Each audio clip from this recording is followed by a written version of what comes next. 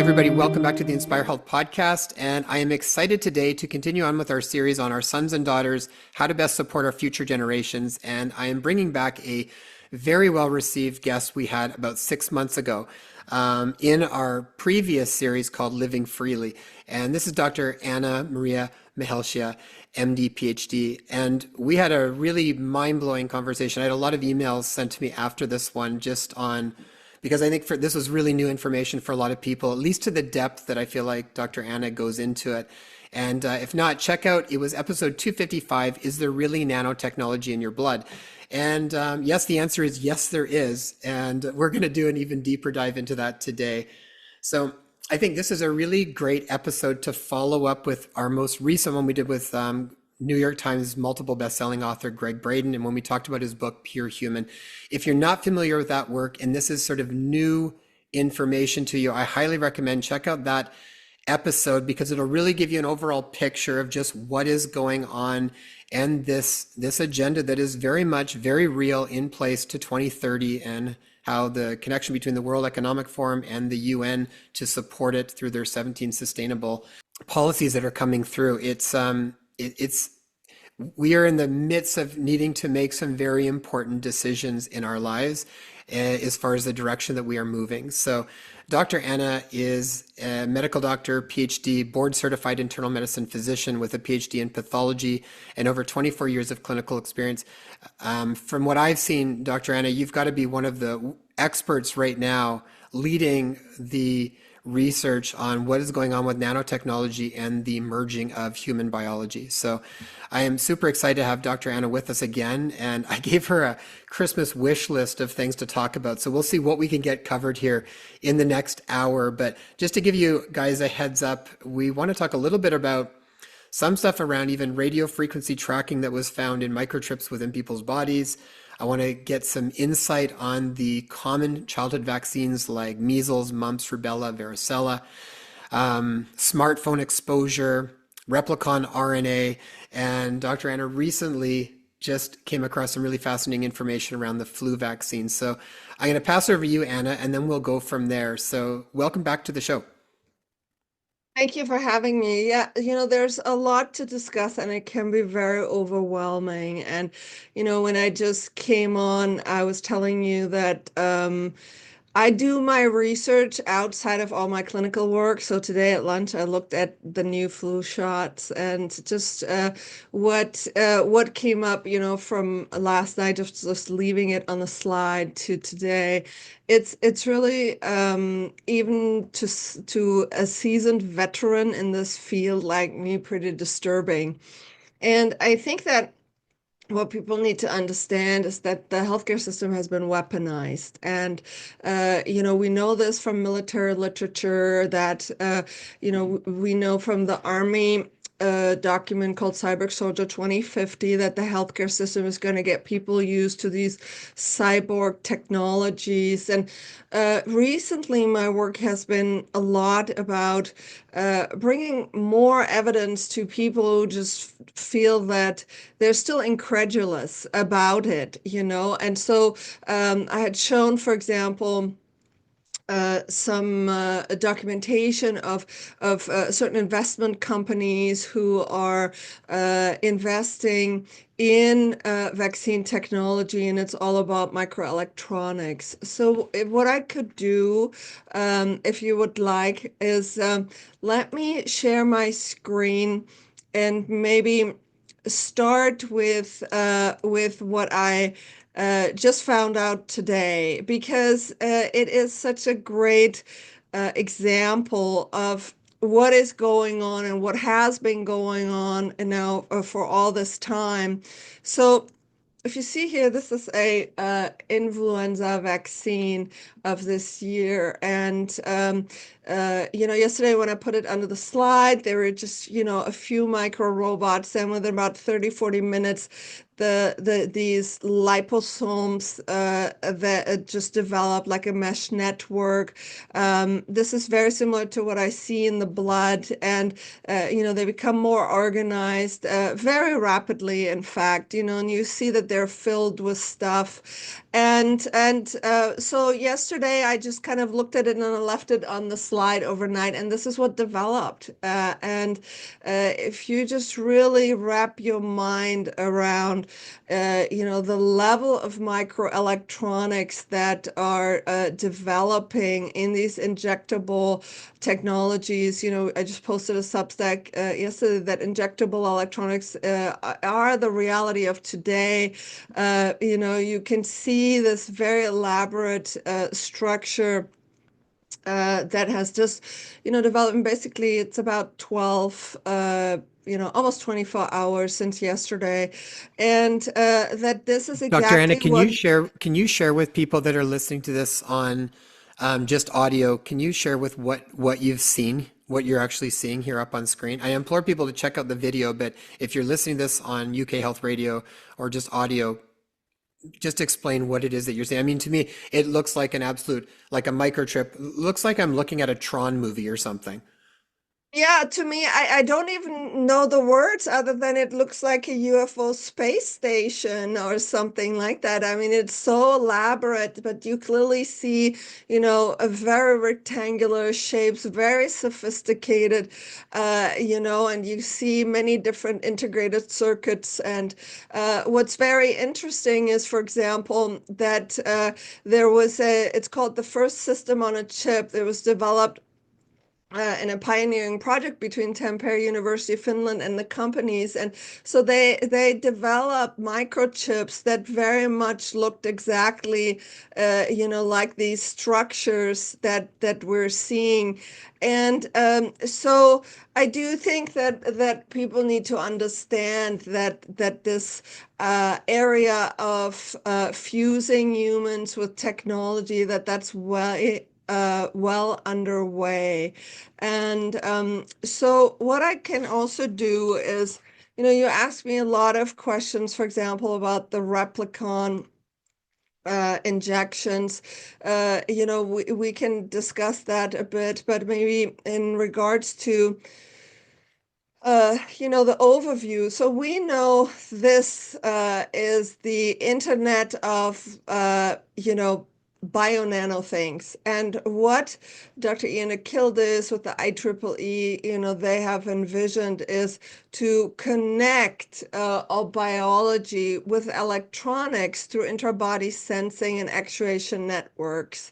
And that this is a paradigm shift, basically, that would then connect the human body to the internet and actually have an internet within the body. And, last night I was reading COVID-19, The Great Reset, which is a book written by Klaus Schwab. And it says there clearly that the COVID pandemic was all about resetting our economy, our world, and that it was all about the potential for long-lasting surveillance. And if you see here, these are artificial cells in which biological gene secrets or DNA can be used. They are being fused with nanotransmitters and biological nanosensors.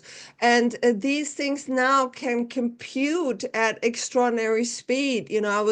I posted the work of Professor Ido Balanchet, who was in a partnership with Pfizer in 2013 and talked about the 1,000 billion nanorobots in the syringe. And that's exactly, what we've been seeing. And people don't believe this, but it's all over official documents. We have Canadian documents about the biodigital convergence. We have the European Commission documents that discuss the transhuman that is emerging. And here again, the US military that's saying that it's the global healthcare market that will fuel the human machine enhancement technologies. And that the defense applications applications will not drive the markets in its later stages, but that all things that say smart, all of the cell phones, your smart refrigerator, your smart car is artificial intelligence, and it has the capacity for dual purpose, meaning it can be used as something that's helping you in day-to-day life, but it can also be used as a weapon. And this is a Rand Corporation article that I just recently found. And what it's discussing is the RFID microchip implants that can be used for the Internet of Body devices that are then processing through artificial intelligence and machine learning algorithms. And so there's a connection through the Internet through cellular or Wi-Fi networks, and they are doing it through Bluetooth. And Bluetooth, remember that all the injected people were emitting MAC addresses that you can pick up with a Bluetooth scanner. So this was all about just person-generated, they call it health data, but what it really is absolute uh, um, biometric surveillance with GPS tracking. They know exactly who you are, where you are, who you're meeting with, who you're communicating with at all times.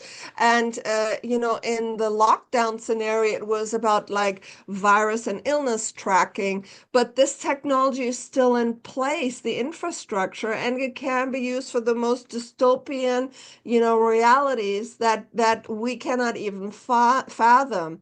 And in the Rand Corporation, which is, by the way, a defense contractor, it says here very clearly what are the risks of the Internet of Bodies, that other people that are not wanted can gain access, like criminals or hackers or the criminals in the governments or the data fusion centers, like the NSA Utah Fusion Center, so they can gain access with your Internet of Body. And what can happen?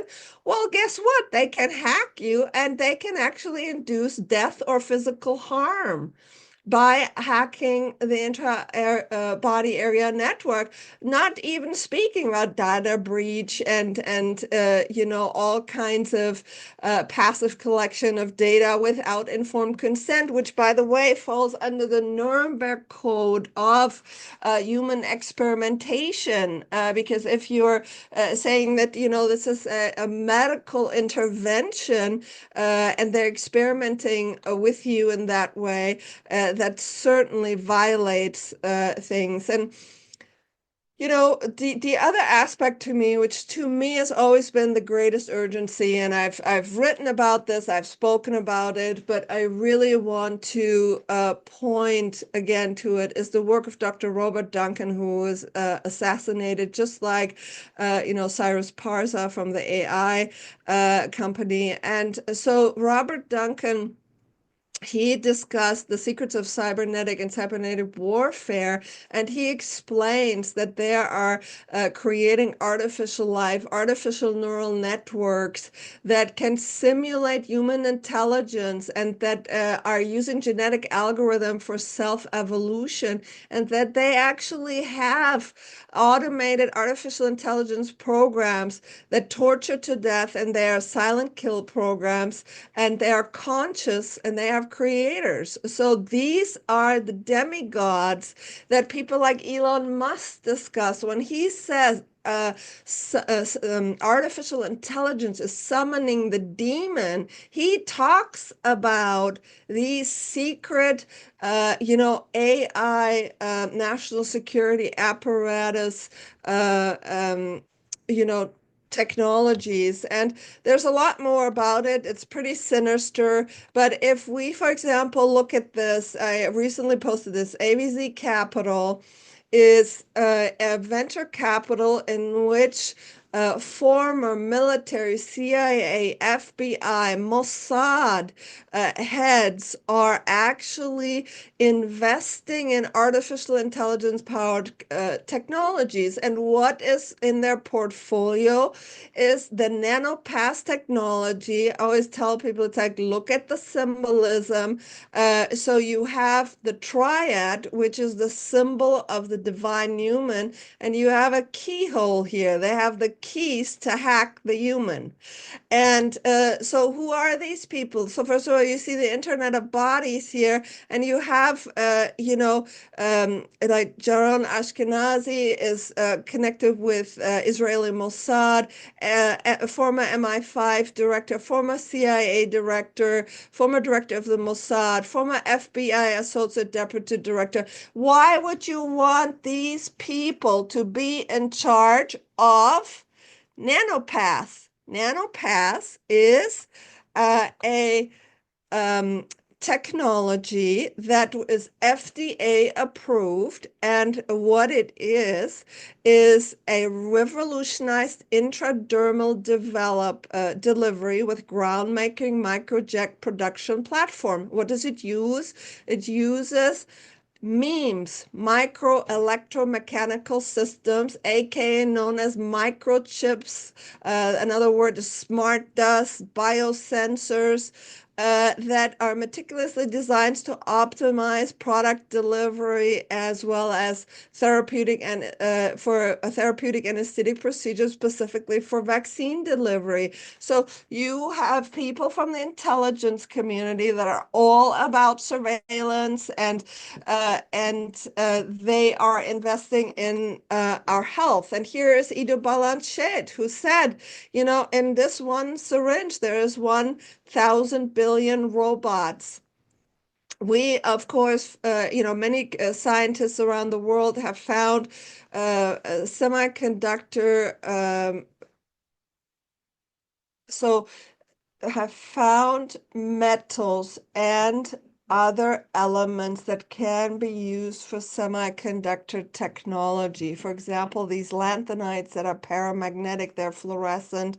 And so all of this is part of it. And I've shown the Pfizer BioNTech solution before, and you can see here what it looks like. But this is just a little bit again about the background. You've asked me about the measles vaccine, and I've looked at these different shots, and what I can say is that I've seen very similar features in many of these injectables. So here you see the measles, mumps, rubella, and varicella vaccine. So number one, these are self-assembling nanoparticles that shed, okay? So you can spread measles by just vaccinating. That's a well-known and very well documented phenomena. Shedding spreads these things.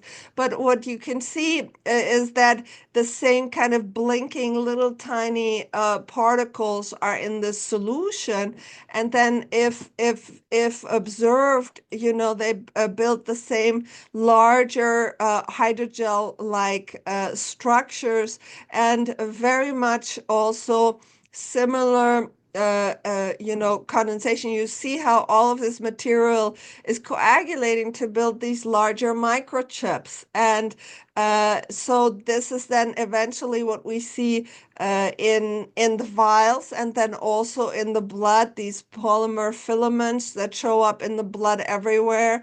So I think that people need to be aware that any of the injectables now do have microelectronics in them. Dr. Anna, do you think were you ever able to get like an older MMR vaccine or something to check it out compared to more recent ones? I don't know if you can even find them, but I'd be curious to see if that's been going on for a long time or if this is sort of the newer ones. Like I'm thinking when I was a kid and I got vaccinated for those things, just my parents probably not knowing any different, if that was going on in me at that time or if that's is more just these more recent ones.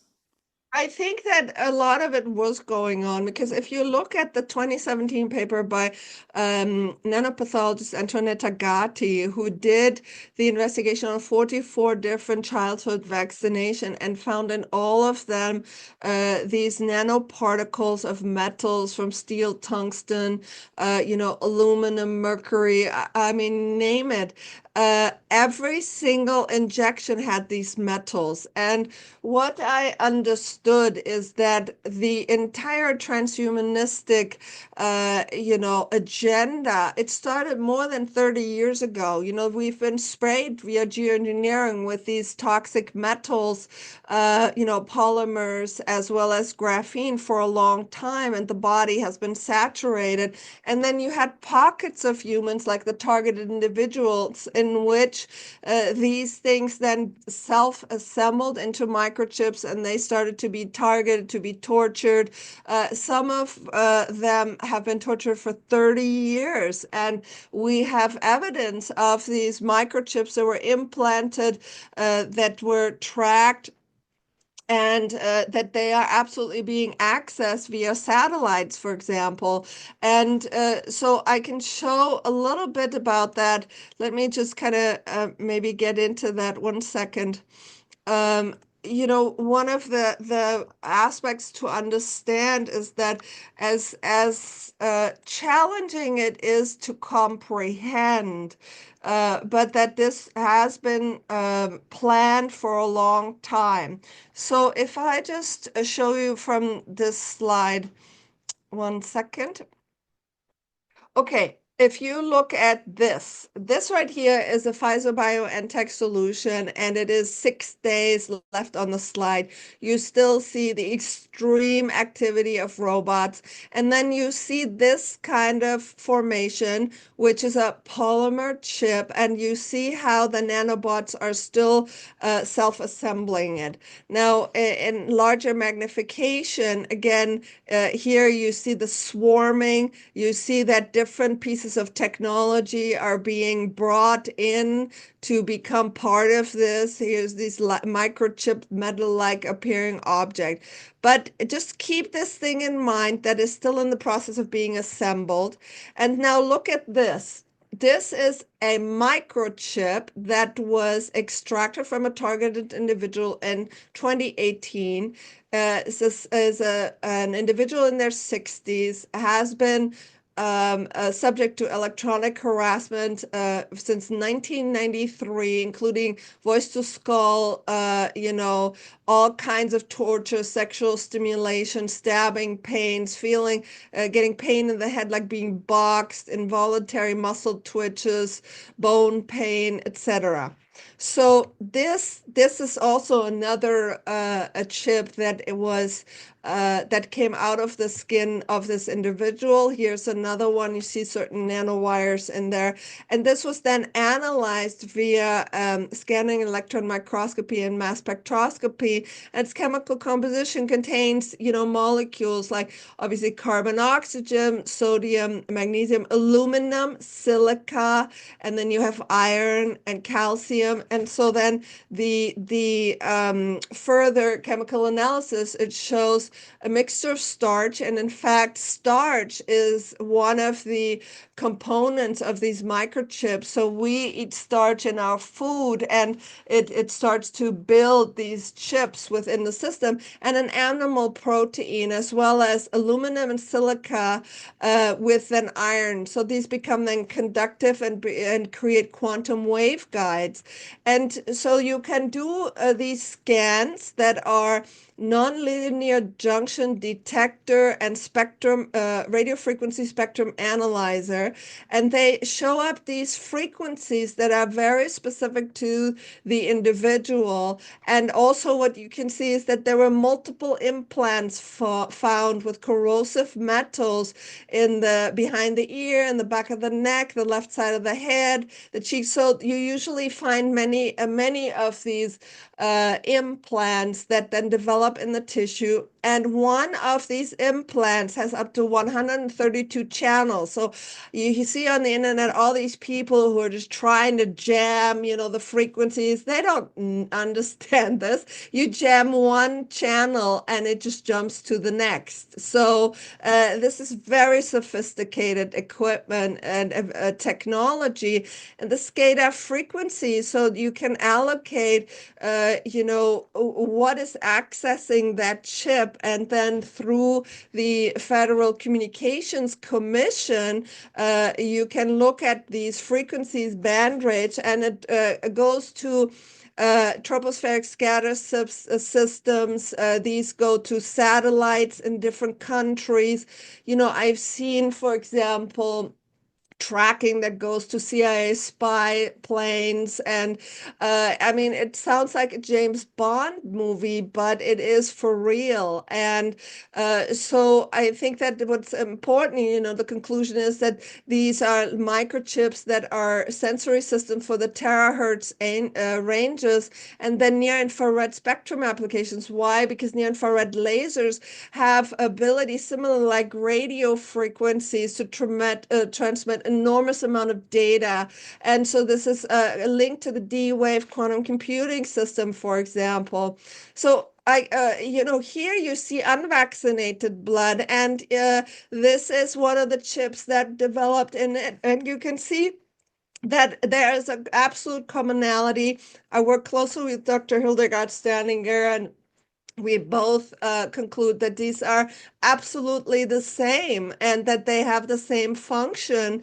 Remember what I saw in the Pfizer COVID vials, and then here, this is unvaccinated blood. You see the microchips, and here are all these nanorobots are building this chip also from this micellar construction zone, and all of this blood is being harvested to provide the energy to create this. So this is the chip from the targeted individual. This is an unvaccinated chip. So, and the other aspect of it is, I looked at the skin, the fluorescent skin emission. This is a vaccinated individual. So the vaccinated people under UV light, they start glowing because the fluorescent microchips, they come out of the skin pores. And what you also see is the Eye of Horus sign. So this is here and here, and this was found also through aerial spraying and vaccination.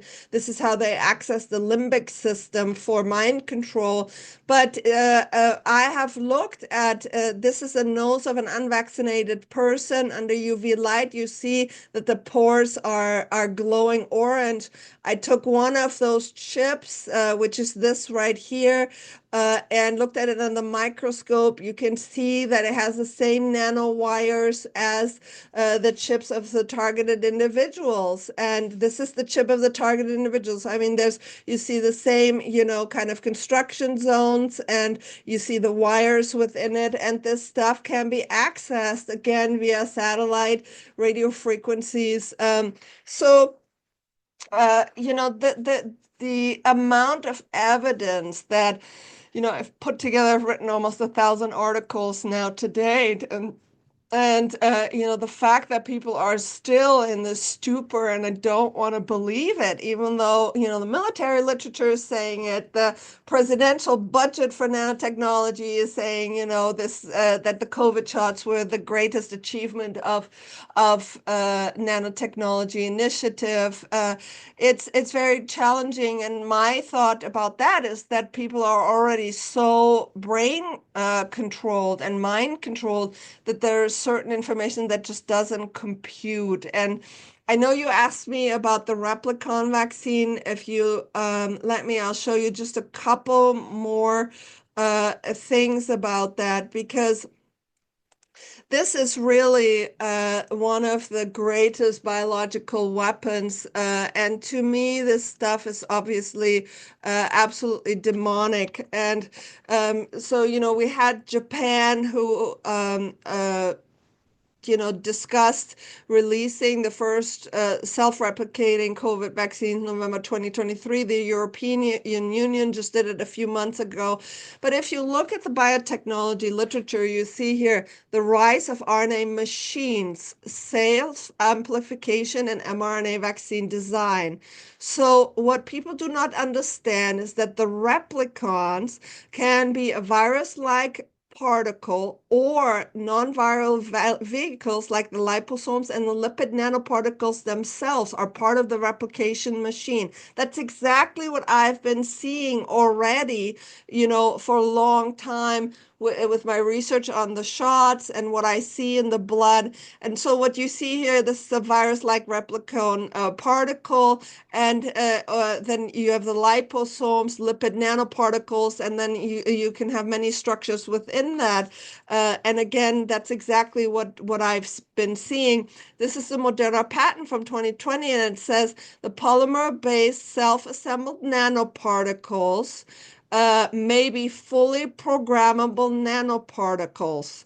And fully programmable means it's a fully computerized system. And this is what it looks like. So you have a lipid-based molecular robots. The inside is the computer system. It has sensors on the outside, an actuator here. And these are the smallest computers that exists, but their computing power is extraordinary. So in 2013, these nano computers had the computing power of a Commodore 64 computer, which was, already pretty significant. So what can they do? Here, there are two states, for example, in the automata, it can run up to 109 transitions per second in input responsive manner, being the prototype of the smallest biocomputer as certified by the Guinness World of Records.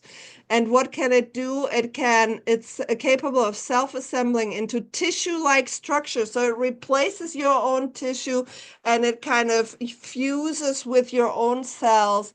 And it can create membranes that can disassemble, and reassemble in response to chemical stimuli or other stimuli. It can release cargo, can be triggered by light, temperature fluctuations, magnetic fields, or biomarkers. So, these vesicles can be multi-layered tissue, like biohybrid compartments. And so this is what the COVID BioNTech vial looks like in the syringe, okay? So you see here these liposomes. Under the microscope, I actually see the nanoparticles blinking in it. But this is I put a slide cover over it, one of those bubbles, and you see how many billions of nanoparticles are swarming in one of these, delivery system that's fully computerized. We already have this stuff, and now the aspect of the danger is in the military literature. It clearly discusses that these self-replicating machines that here we see how the machines have spilled their innards to build the filaments. Here you see different forms of self-replication. This is unvaccinated blood. Everyone's blood is just loaded with this stuff, and then it harvests the blood, creates the rubbery clots, and it basically is exactly what they're describing. This is a biotechnologist from Costa Rica who took a shot of the Moderna vaccine. I mean, look at this machine here that is communicating between the two liposomes. And I just want to remind people that, I looked at the embalmed blood of somebody who had been dead for 8 months, and it was still replicating. So what I'm trying to say here is that these people are, I call them insane, demented, satanic, whatever you want. We must put a moratorium on replicon vaccines. There is what's called the gray goose scenario, where basically these machines self-replicate and they use up all biomass on Earth, and it would create an extinction level event that they are aware of. So I think that people need to become way more vocal to, number one, get this addressed even by governments. I mean, for example, the Trump administration is still pushing mRNA and AI development and all of this stuff. We cannot inject this into our children. We cannot take another shot. There has to be a moratorium on all of this, and then there needs to be justice. There needs to be investigation for crimes against humanity because this has been deployed without consent. It's against the Nuremberg mandates. Yeah, and that's been kind of trampled on over the last several years.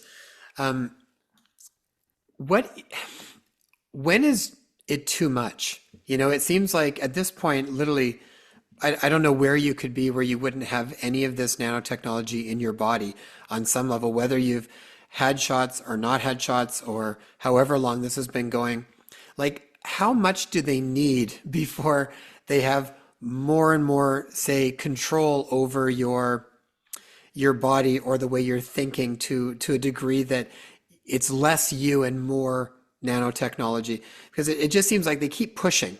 There just seems more and more, and it seems like you're seeing it in everybody already.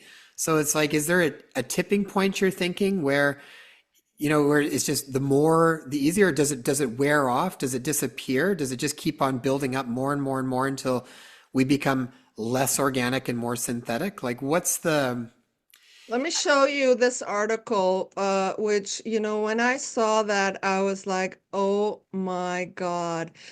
So what it says is that there was a paper published initially in September 2024. They published a paper about the amount of microplastics in the human olfactory bulb, which, by the way, has been shown to be the entry site to the brain. And there is a great correlation between Alzheimer's, dementia, and the loss of smell. And as you know, the IQ of, for example, the US population has dropped by over 10 points just within the last few years. So the brain is being highly targeted. And in this article, it discusses that they looked at the microplastics in human brains between 2016 and 2024. And even then before that, it was from 1997 to 2013, they did had samples.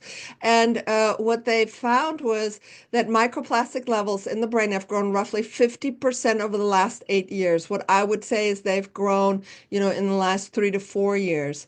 And the reason why this is important is that these microplastics, you cannot get them out of the brain. So here's the article about microplastics in the olfactory bulb. And here's another article that discusses the microplastics that were found during cardiac surgery. 9 types of microplastics as large as 469 micrometers, which is what we see under the microscope, and it was in all all areas of the cardiac tissue. And what I always tell people, it's like, look, this isn't because there are so many plastics in the environment, but if the same chemicals are found in high mountains in the snowpack, you know that this is also being sprayed via geoengineering. We know that the polymers are in there.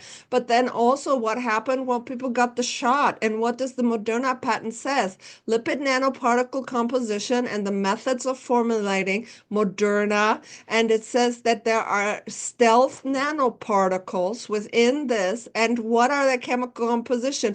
Polyethylene, polyamides, which is nylon silk and a spider silk. Then they have polyvinyl alcohols, which is plastic. Polyurethane is styrofoam.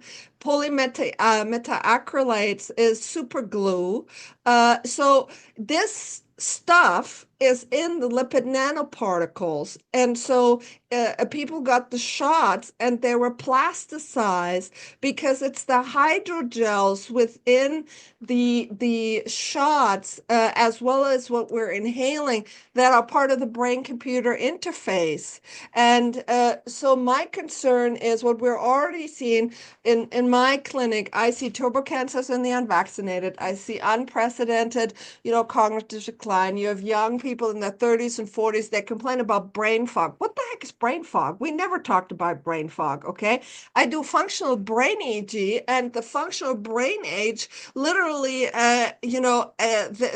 have 40-years and they're like 97 years old. Why? Because their voltage in the hippocampus is like at zero point 0.5 when normal is from 7 to 18 microvolts. And so what this is indicating is that the technology has gone into the brain. I've absolutely seen that, and that at least functionally people are neurologically being attacked. That's again consistent with all of the literature in terms of the warfare aspect, that the mind is the battlefield of the future, which is right now, and that by cognitively making people dumber and dumber, they're actually endeavoring to promote the aspect of, okay, if you want to participate in the society of the future where artificial intelligence is reaching the singularity and you still want to be cognitively with it, you are going to take that brain chip that's going to make you smarter, right?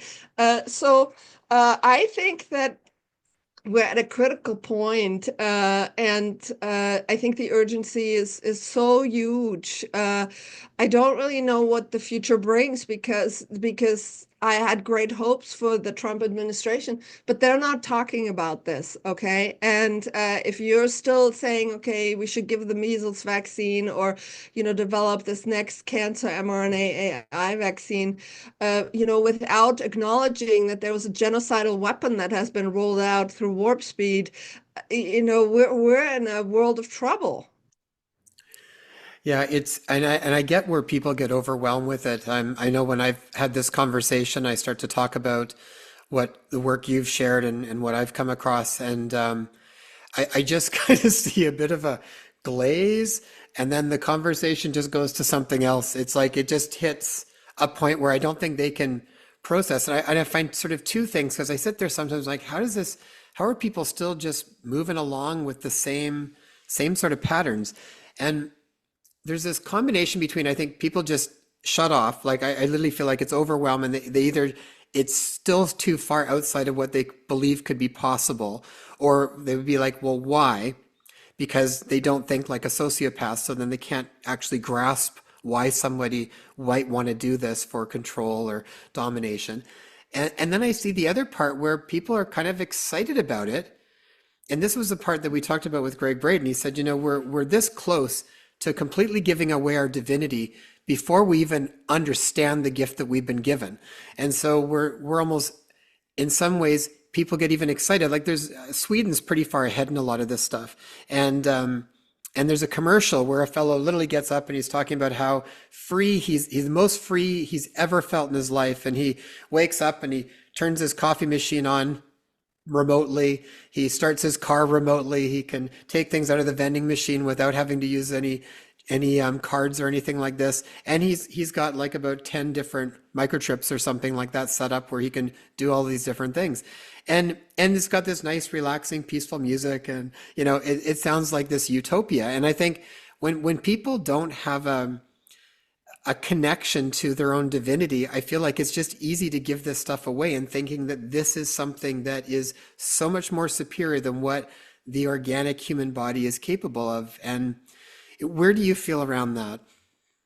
Well, I think that's absolutely true. So we have to also understand that, again, the mind control aspect is so far advanced because the geoengineering is also the ionospheric and stratospheric injection. Then we have the manipulation of the magnetosphere. We have the fact that the Schumann resonance being altered, so that is in alignment with the alpha brain waves that we have. So when we lose the vibratory connection to this Earth, then our overall functioning and health is completely impaired, and they're intentionally changing these frequencies so that ultimately the only beings that can survive in this total artificial biosynthetic environment are the augmented human and not the natural ones. And I was recently in a conference where Nicole Shanahan was also part of.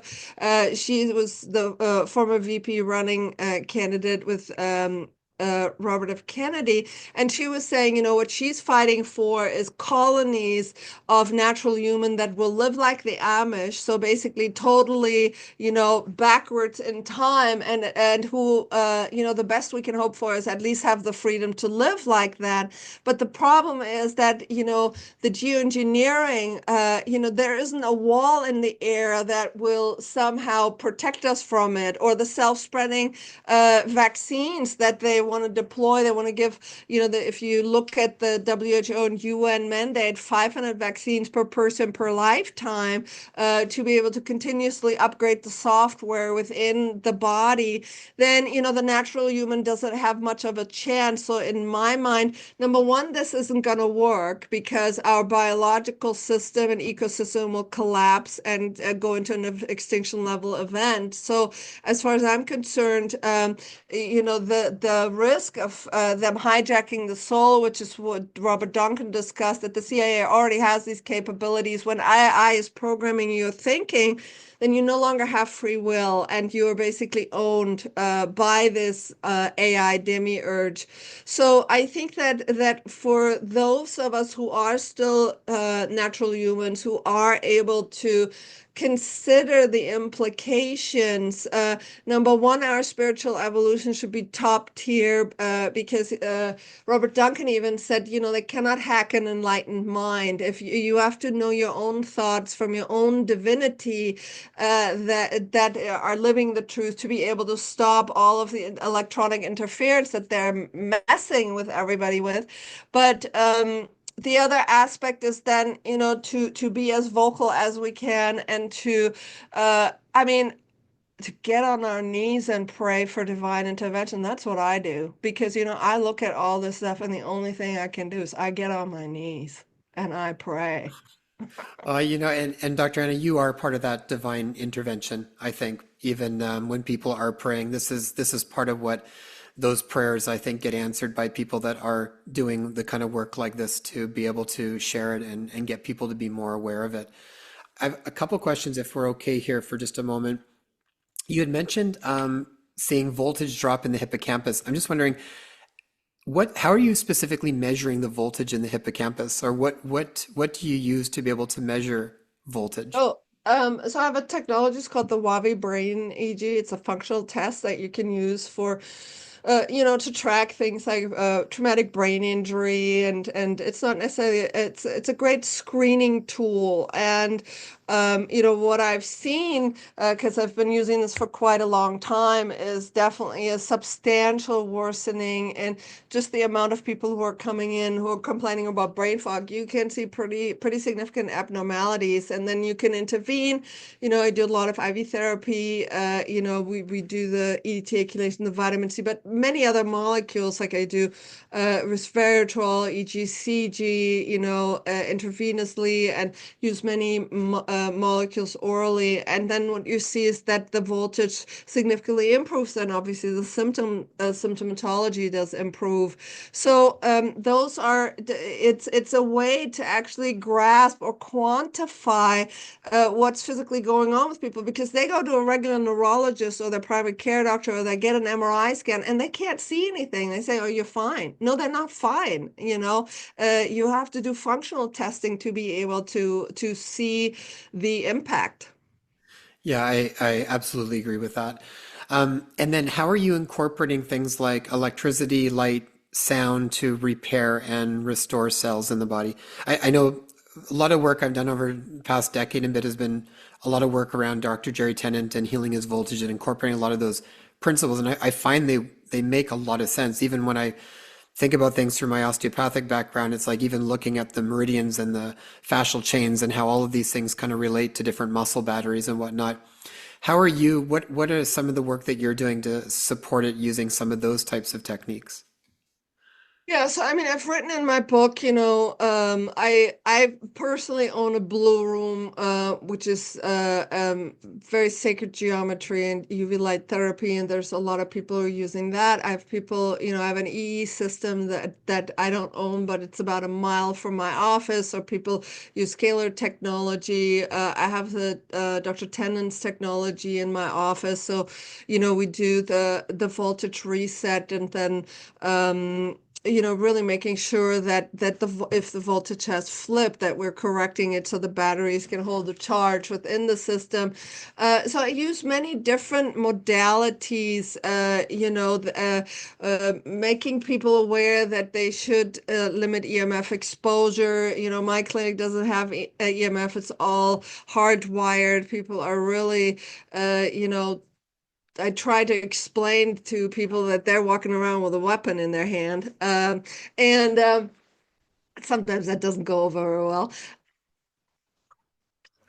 So, so we do the best we can, right? And I live in the country, and people, to for them to grow their own food in a greenhouse so that it isn't being sprayed all the time. To not to use food and from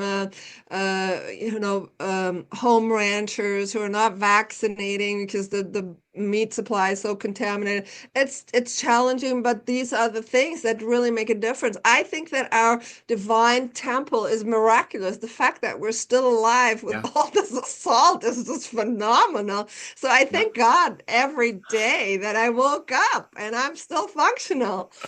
I know sometimes I picture them in the background because like, geez, I thought that was going to do more. And it's like, still they keep on ticking and we're still here. Um, Dr. Ada, you mentioned a little bit about smartphone exposure. I just wanted to touch on that before we finish up here because particularly, I mean, this whole conversation is really important around our sons and daughters because all the choices we're making for ourselves and for our kids we're at such a precipice right now, and it's incredibly important. So the work that Dr. Anna shares, I think just it validates it so well. I mean, you pull up the research and a really to me, I don't know how you can question it too much. You pull up research after research showing and the documents and where they come from and the language that was used. I mean, it's all right there. I think it's just sort of sitting back and not getting overwhelmed and letting it in. But I just want to touch on smartphones because I agree with you. I think people are not nearly cautious enough with their phones and particularly with their kids even. A lot of times I see kids really early on with smartphones and or using it as a sort of parenting device sometimes. Yeah, so let me share my screen here for this article that I had posted. So number one is that the smartphone exposure shows rouleau formation, and they measured it via an ultrasound, and they actually saw within the ultrasound how the blood started to coagulate. Now, when you can see something like that, you're all already concerned, with a 5-minute exposure about the possibility of blood clots that could develop. And we know that EMF exposure enhances the growth of the filaments.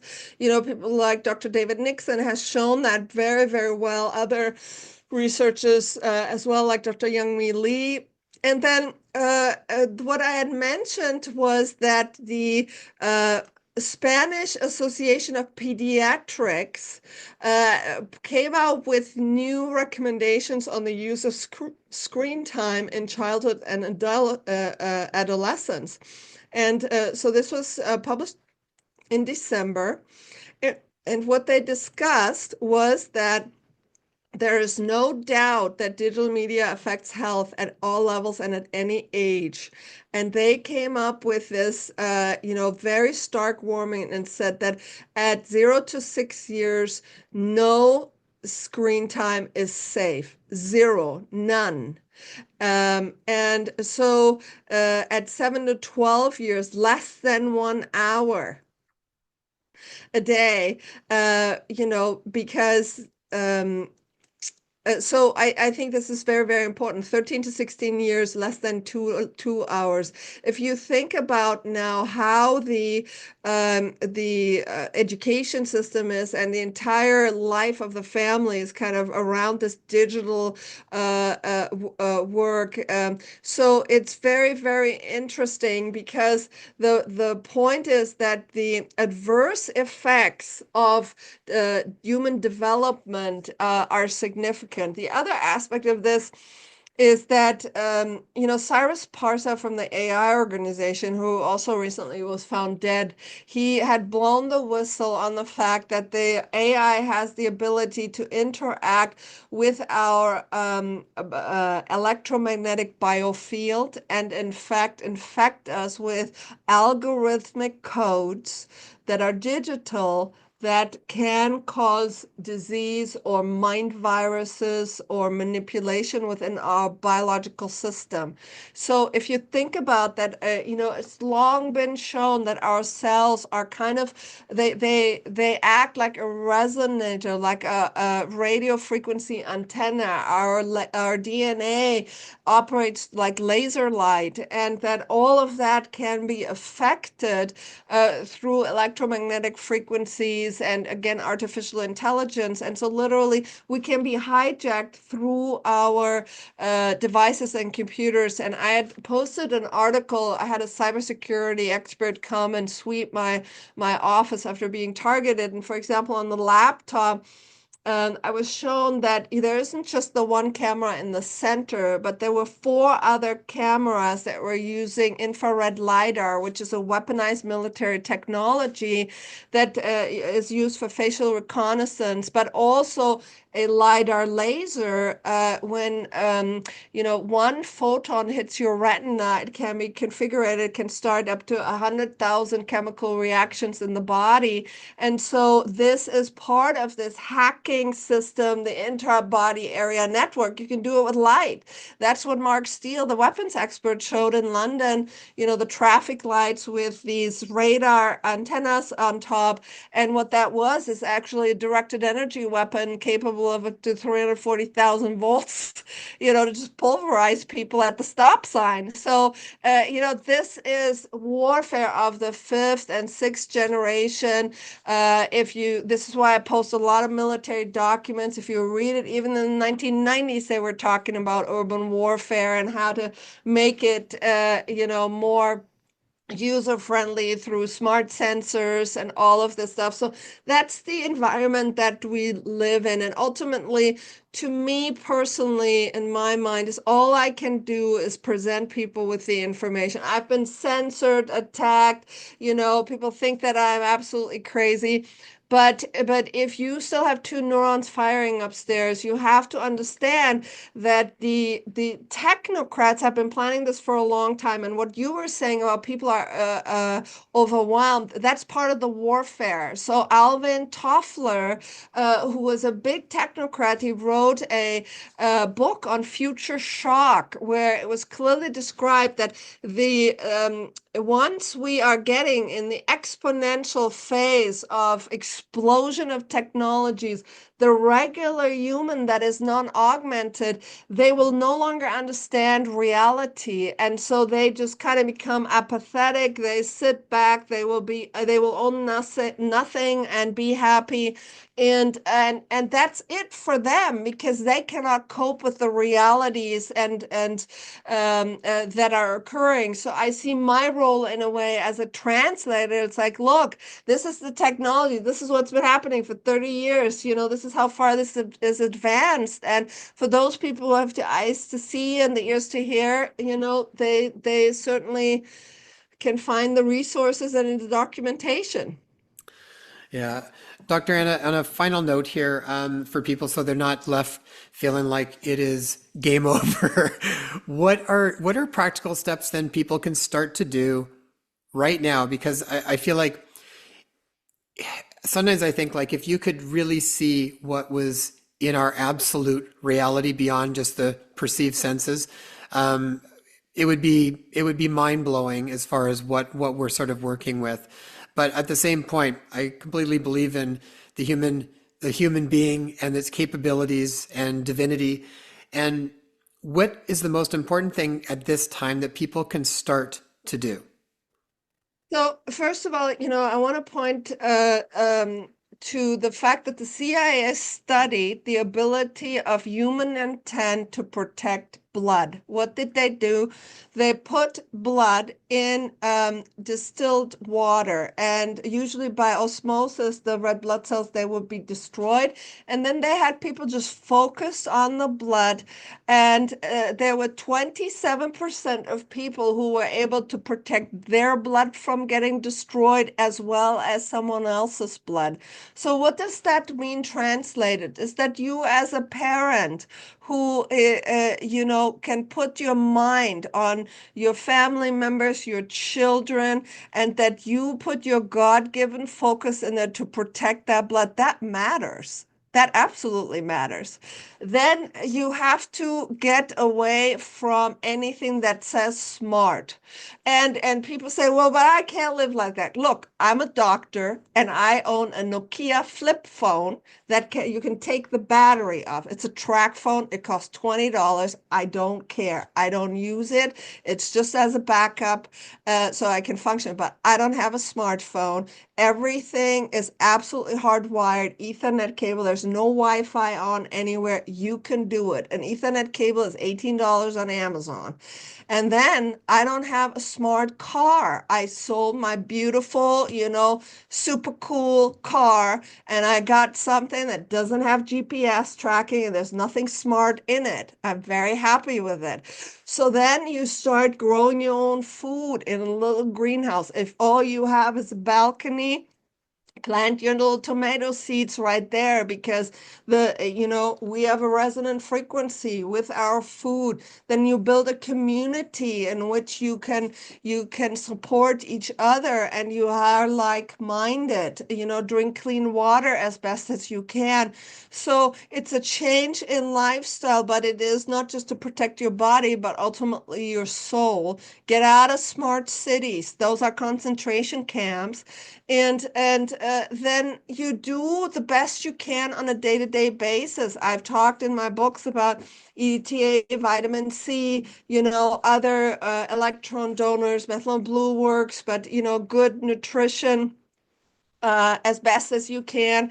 And then you pray to God, and you absolutely work on your connection of your spiritual awareness as a conscious divine being.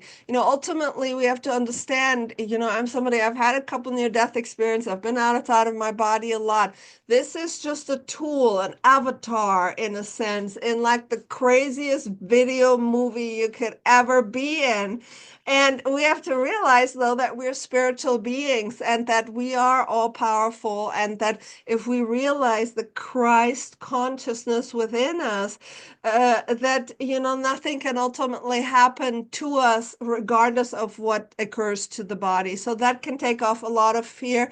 And then I think become active and share this information, try endeavor to do what you can to point to geoengineering, to point to the corrupt healthcare system, and support those who are endeavoring to bring change. I think that all of these things, we cannot sit just on the couch and say, oh my God, the fight's over. We're in a war. So either you get, into the fight, or you're going to be mowed over.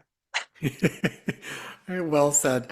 I know a lot of stuff we've done that's been really helpful is, I mean, we've moved rural, we've made major changes in our lives too that we've shared with our audience, and a lot of gardening and really growing our own. I make my own plant, I make my own herbs, I make my own stuff. My kids are learning how to do all of that. And you spend more and more time in nature. I find if you're suffering with like brain fog and confusion, it's like get yourself out, get immersed in nature a little bit, and things change. You start to hear your own voice outside of all of the other things. And I really feel like that is the secret weapon. It's like the more that we nurture that connection, I really feel like on certain levels, things kind of burn up around that and you're not nearly as susceptible. Still do all these different things that Dr. Anna is talking about, but I feel like that's probably the most important thing that we can nurture is, that divinity within, Spend time in nature, grow your own foods. Just grow like herbs, grow like mint and oregano and stuff. Like you can grow those easily, even indoors. Even getting those, I feel like even getting nature into your body in somewhere, like, we're on Vancouver Island here, and it's like, we can go and get pine needles and make tea from local herbs and plants. And it's like you're getting that, even that frequency of nature back into your body in a different way. And I find that just it feels good when you start to make teas and things like that with it. Just try to incorporate wherever you can that sort of stuff. Absolutely. I totally agree with it. Nature is a healer. Everything is alive and conscious and it responds to us, So I think that this idea that nature is something to be conquered by the technocrats, that is some very destructive illusion. I think we need to support nature. We need to connect with it. It's the source of life. I completely agree with you, and it's very, very healing. And it's been shown, for example, grounding improves blood viscosity. Well, there you go. Yeah, and it all increases voltage. All of that stuff, right from, way back, those things were all beneficial. Dr. Anna, where can people learn more about the work you're doing? So my Substack is Anna Mihalcea, MD, PhD.substack.com, and then my website is drannamihalcea.com, and you can find a lot of the stuff there. You can find my books there, Light Medicine, New Paradigm, The Science of Light, Spirit, and Longevity, which really explains all the biophysics background of, who we are as beings of light and how we interact with this body. So very useful information in these times. And then I wrote two books, Transhuman Volume 1 and 2, and how to overcome the depopulation agenda and what's really in the blood. And then, if you can share that information also with your lawmakers, it's very well documented, it cannot be argued with. At some point, people need to understand that their children and grandchildren are also affected. Yeah, and I think you have a conference coming up, forensics conference coming up, I think in the next few days or something, right? Yes, yes. So on March the 20th, and I'm excited, to share with those people, in the sort of the criminal Mhm. investigatory arena, what's being found in the blood. So it's my hope that again, broadening the scope of awareness about this technology so that people can do something about it. Absolutely, yeah. Yeah, I was excited when I saw that because I was thinking the same thing. I hope that just opens some other doors and people start to think a little bit more. So, Dr. Anna, thank you so much for all the wonderful work you're doing and for your time. And go check her stuff out. I've got her links in the show notes. Join her Substack and you'll see all sorts of stuff nonstop. I don't know how you put in the time to do all the stuff you do. It's amazing. So, thank you very much from my heart to yours. Thank you so much for having me.